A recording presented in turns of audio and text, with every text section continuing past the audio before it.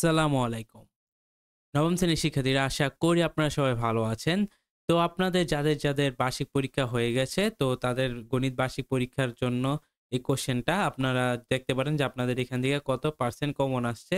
আর যাদের এক্সাম হয় নাই তারা ভিডিওটা দেখেন, কারণ এই কোয়েশ্চেনটা আপনার জন্য খুবই গুরুত্বপূর্ণ। এটা হচ্ছে গিয়ে পাঞ্জেরি গাইডের দোয়েল সেটের কোয়েশ্চেন। যাদের পাঞ্জেরি গাইড তারা ভিডিওটা দেখেন, আর যাদের অন্যান্য গাইড তারাও ভিডিওটা দেখেন, কারণ কিনা প্রশ্নের টপিকগুলা কিন্তু সবার সেমই হয়। তো আপনাদের ভাগ্য ভালো থাকে এখান থেকে 100% কমন আসবে। আর যদি আপনার লাক খারাপ থাকে তাও কোনো সমস্যা নেই। এই টপিকগুলা থেকেই আপনাদের কিন্তু পরীক্ষার মধ্যে আসবে। এটা সিউর থাকেন আপনারা। এই টপিকগুলার বাইরে থেকে কিন্তু আসবে না।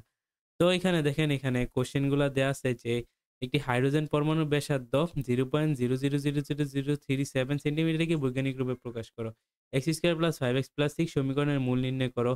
তারপর একটি রম্বস কমপক্ষে কয়টি উপাত্তের প্রয়োজন? তো ঠিক আছে, এইভাবে আপনাদের মনে করেন যে মোট ১৫ টা কোয়েশ্চেন থাকবে। তো আপনাদের যদি একটা কোয়েশ্চেনে ২ নাম্বার কইরা হয়, তাহলে আপনাদের ১৫ থেকে আপনাদের ১০ টা অ্যান্সার করতে হবে। তাইলে ১০ গুণ ২ হচ্ছে কত নাম্বার? ২০ নাম্বার। তো আপনারা এখান থেকে ২০ নাম্বার পাইতে পারেন যদি আপনারা কোয়েশ্চেনের ভালো করে অ্যান্সার গুলা দেন।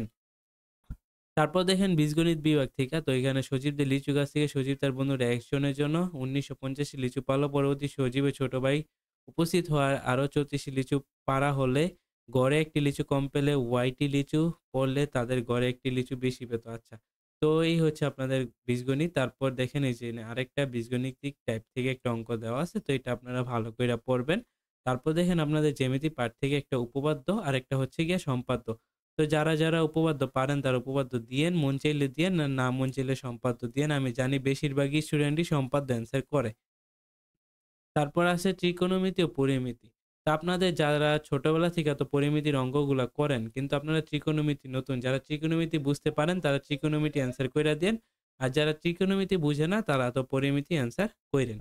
তা লাস্টে হচ্ছে গিয়ে পরিসংখ্যান। তো পরিসংখ্যানগুলো আপনারা দেখেন যে পরিসংখ্যান যদি যে আপনাদের তো কোনো সমস্যা হওয়ার কথা না। এটা ছোটবেলা থেকে কইরা আসতেছেন। এটার নিয়মে কি? তো এটা জাস্ট নিয়মগুলা করলেই হয়। এই পরিসংখ্যানের কিন্তু আপনাদের কাছে অনেক বেশি প্লাস পয়েন্ট। আপনার নিয়মগুলা পারলে অঙ্কগুলা পারা সম্ভব। ঠিক আছে? তো ভিডিওটা ভালো লাগলে আমাদের ভিডিওটি শেয়ার করে দিবেন এবং আপনাদের বন্ধুর সাথে শেয়ার করবেন।